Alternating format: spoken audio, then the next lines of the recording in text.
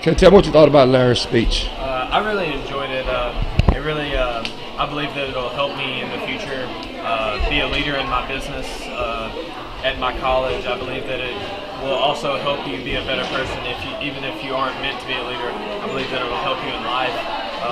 The life lessons are amazing, and the way he puts them into words really relates to the college student experience.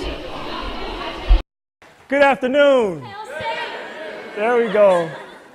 My name is Larry Hawkins II. I am CEO and co-founder of Hawkins Development Group, where our motto is find purpose, find answers, find you. Hawkins Development Group exists to guide others on the path to self-fulfillment through personal, interpersonal, and organizational development.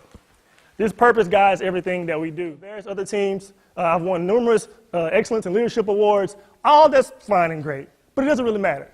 Because the things that I've accomplished is okay. But what's more important is the lessons I learned along that journey. And that's why I'm here today, to talk to you about what I've learned about that journey, to hopefully give you something, at least one thing, that you can walk away and be successful with. In addition to these principles, I want to talk about some best practices that I've learned in college and in my career, and also some common pitfalls that people fall into. I had been there for only 4 months.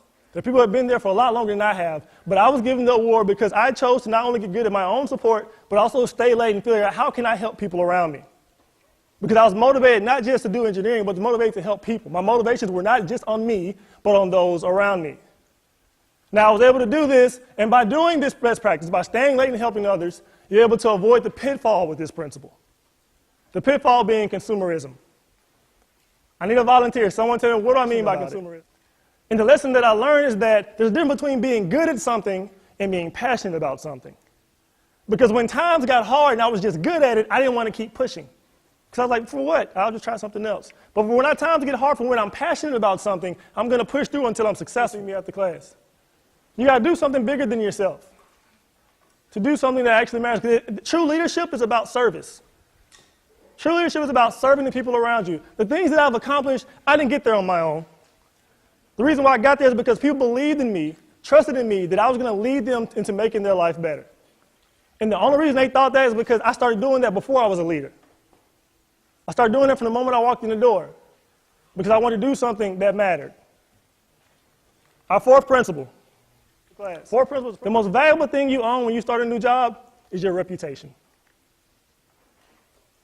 From the moment you walk in the door, you're either building or destroying your reputation. And that reputation is going to get you into doors and places that you weren't going to get in on your own.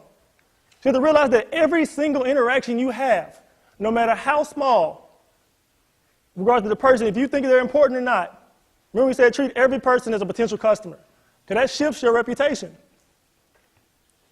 Your reputation, the brand of who you are, that's what you own. And you have to make sure you're actively managing that and being support me and who also keep me humble. That's why I love my wife to death. She keeps me humble. Anytime I think I'm too big, she's like, no, you're not. And I love her for that. But you've got to be careful of this because as millennials, because I'm a millennial too, when we start doing really well and people tell us that we're doing really well, we're just like, yeah, I'm doing well. Their ego skyrockets. And that ego is the second worst thing that you can have. Entitlement is first, ego is second. Now is the time to define your principles, to test them out, find out what works, what doesn't work. Now is the time to try things, pursue opportunities. If it doesn't work, okay, it's fine. Figure out why it didn't work and try again. You're building your career now, and take advantage of that. Thank you.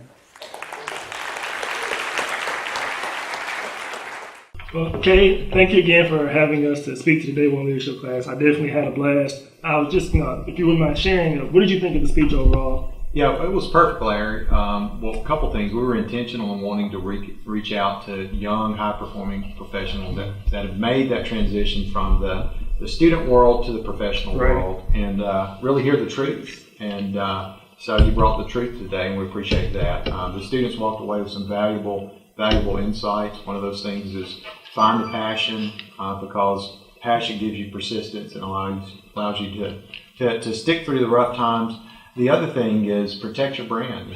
Our reputation is the thing that we take with us wherever we go. It precedes us and follows us. And so you made it clear that they protect their brand by being people of integrity and making the world better for others. So that's exactly what we want our students to hear. Thank you.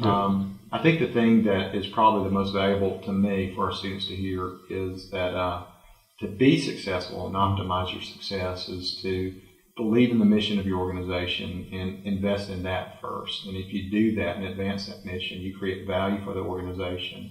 And what happens is you're given more opportunities to prosper in the future. So having a little bit longer horizon on what success means is very important when someone is 21, 25 years old. Right. So that's great.